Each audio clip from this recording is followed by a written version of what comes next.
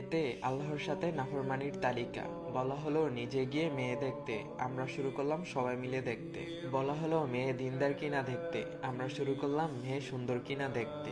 বলা হলো ছেলেকে দিনকে প্রাধান্য দিতে, আমরা শুরু করলাম ছেলের টাকা পয়সাকে প্রাধান্য দিতে। বলা হলো নিজের পছন্দ মতো মেয়েকে বিয়ে করতে, আর আমরা শুরু করলাম মানুষের মন রক্ষা করতে।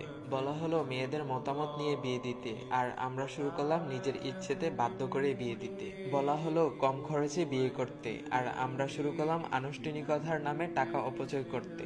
বলা হলো মসজিদে বিয়ে করতে, আর আমরা শুরু করলাম কমিউনিটি সেন্টারে শুটিং করে বিয়ে করতে।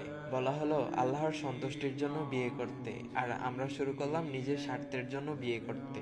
বলা হলো ছেলে পক্ষকে ওয়ালিমা করে মানুষকে খাওয়াতে, আর আমরা শুরু করলাম মেয়ের বাবার উপর জুলুম করে খাইতে।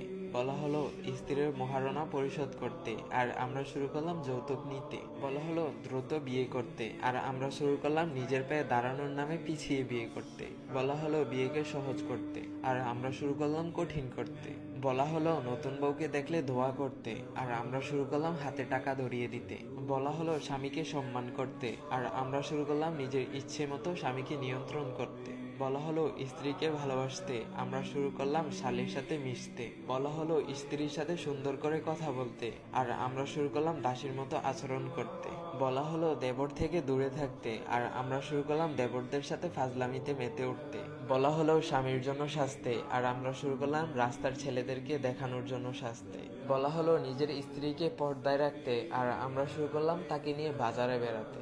এই হলো বর্তমান চিত্র।